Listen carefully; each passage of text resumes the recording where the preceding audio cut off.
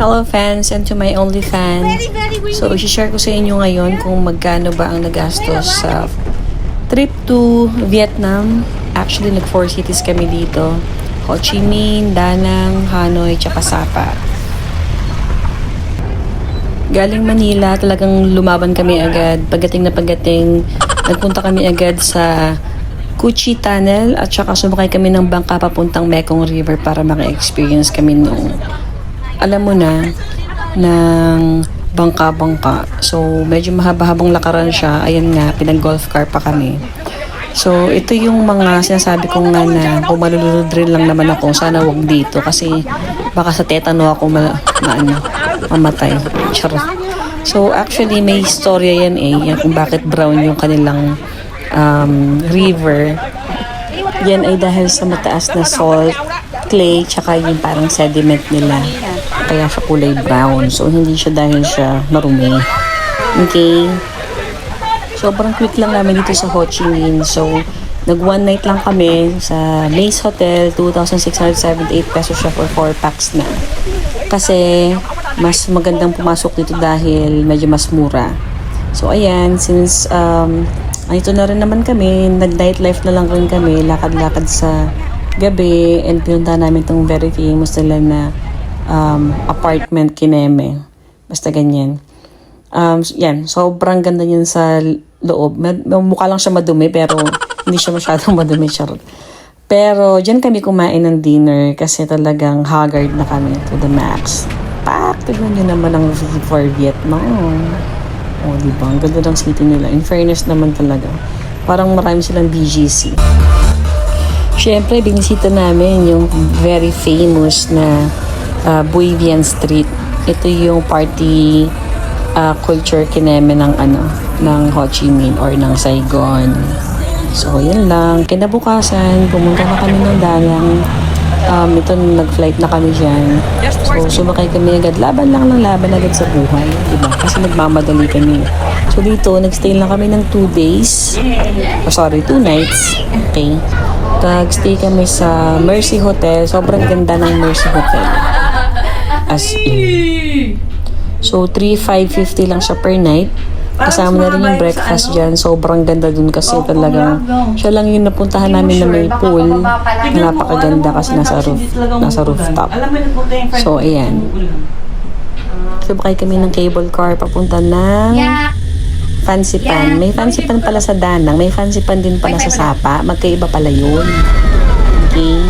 So, itong Fancy Pan na to, ito yung may kamay. Ayan nga. Patak. Kamay at saka isang katerbang ulo. So, akala ko talaga is, makakapag-selfie ka man lang. Hindi talaga. So, kailangan mo talaga ng matinding subscription para tanggalin lahat ng tao na yan. So, ayan. Ganyan lang siya. Pero sobrang laki nito, guys. Actually, na-corrupt kasi yung aming nawala yung ibang videos. Sad.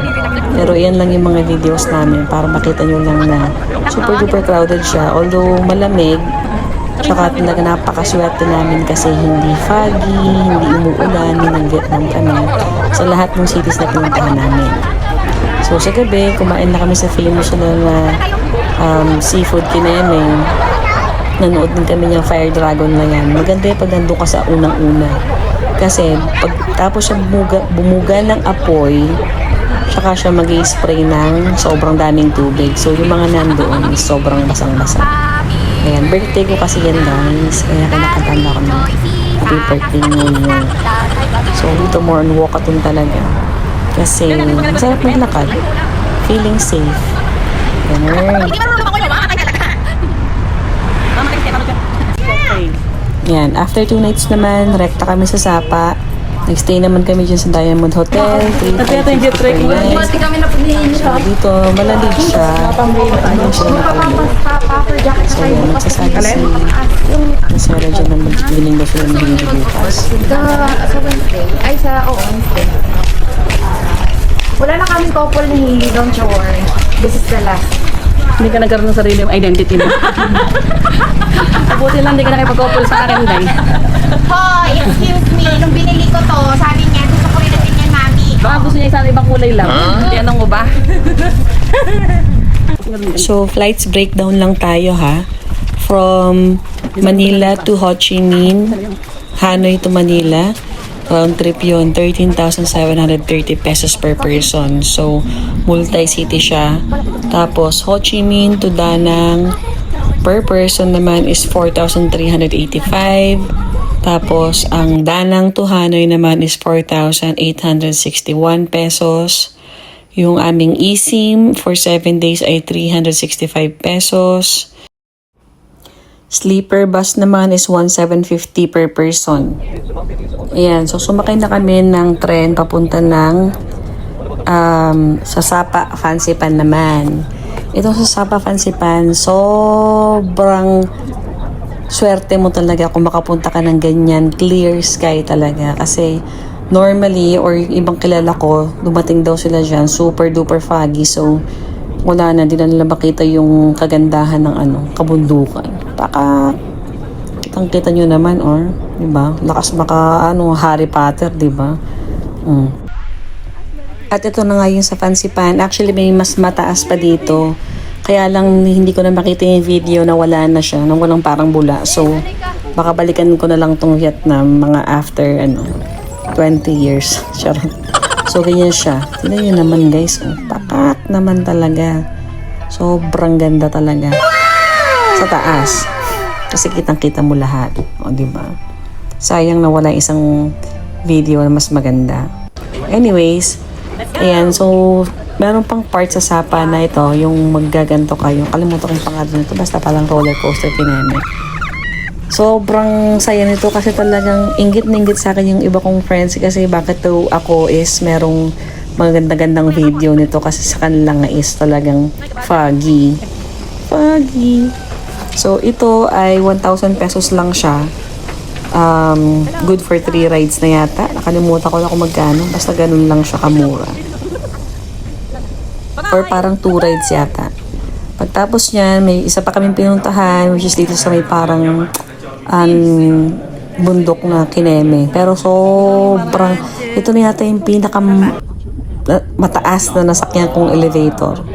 Hindi nyo yun guys, sobrang bilis niyan. Binilisan ko na yun, speed na yung 2,000 char. Yung speed ko na yun na 5.0. Wala pa rin kami sa taas. Sobrang taas ito. Ito yung anong tawag dito? Yung glass walk. Yun, sa Sapa rin yan. Tignan nyo naman. Ang tagal, diba? Inip na inip ako magsalita. Wala pa rin. Hindi ko pinutol yan, guys. Anyway, ayun na nga. So, ganito siya sa taas. Na may mas mataas pa dito, which is mamaya pupuntahan namin. So, ganito siya sa taas. Nakakatakot siya nung umpisa, o diba? Parang ano lang no? Turtle. Charot. Pinahawak ko kay Hailey para ma-experience siya kasi natatakot na ako eh. Natatakot ako kung walang may haba. Hangin kasi ako, di ba? Ang taba-taba hinangin. Tsaka yung aking tuhod medyo sumasakit na. Talagang stairway to heaven ang peg. Ayun si Parak na to, nasa likod. Naghahanap ng mamahalin, charot. So, ganyan lang yung peg dito. As in talagang mocha to. Tignan yung ilalim, guys. So, dito yung Rong May Glass Bridge. Nakalimutan ko kung magkano binayad dito pero muro lang siya, parang nasa 500 pesos yata. Something like that per head. So, dito more on walkathon lang talaga. And meron pang mas mataas nga na parang bundok. Kasi sa taas, meron pang mga lake. Diba? Quán Hoang Bay. Picture namin yung view. Labas tayo mo. Wala na makita. Bundok na. Hindi ka short. Wala na ditong gas. Ayan na. Ay, animal.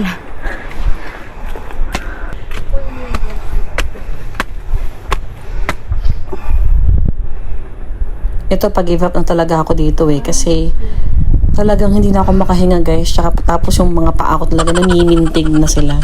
So, kukwentohan ko na lang kayo ng kwenta. Totoo ba? So, magkano nga ba lahat-lahat? May lake sa taas? Again. So, lahat-lahat, umabot kami ng nasa 130,000 sa buong Vietnam trip namin.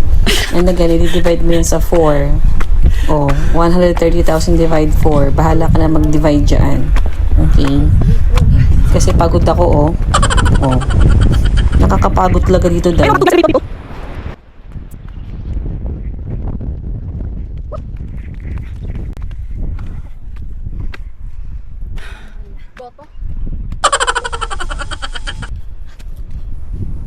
Sweet naman ni Hailey, oh.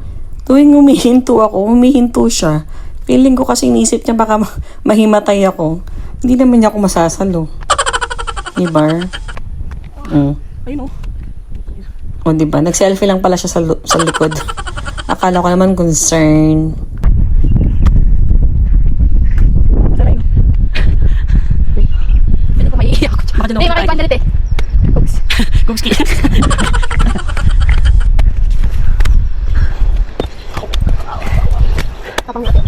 Bakit pa hindi kasama bulalapit sa akin? Pag hindi kasama yan sa left choice, yung elevator. Tara, dito. Lagi dito. Kung kasama dahil, magkaganyan ako. Di ba? Feeling ko siya dito sa first step. Talaga palang inaantay lang ako ni Hailey, oh. Doon lang siya sa likod ko talaga, oh. Tignan mo, hinto ako, hinto rin. Oh. Huwag ka mag-alala, nakasurvive na tayo. Actually, gusto ko lang malaman kung nagsisisi. Day, nagsisisi ka na ba sa sinuot mo, Day? Day. Hoy, Day, lingon ka nga, Day. Ha? Gusto mo bang hubarin yan? Elevator.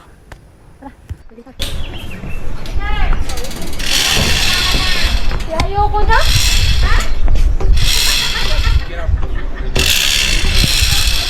Ayoko na, Baba. Hoy, dali!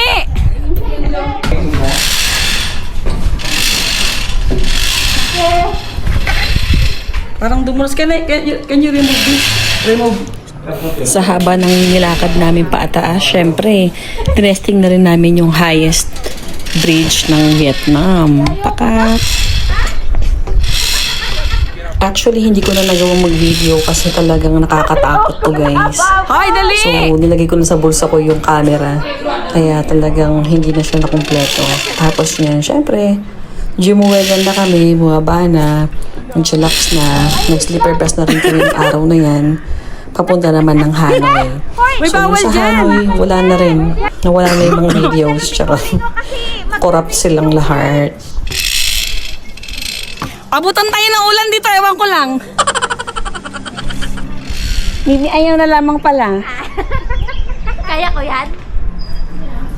Hindi mo kaya to.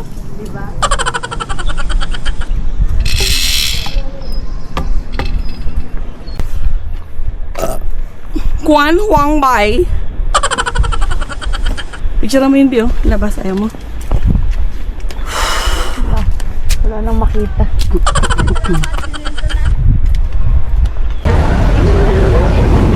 So, ito yung famous na trend ng Hanoi, Vietnam. Last stop namin, tapos back na ito. Ayun lang. So, thank you so much for watching.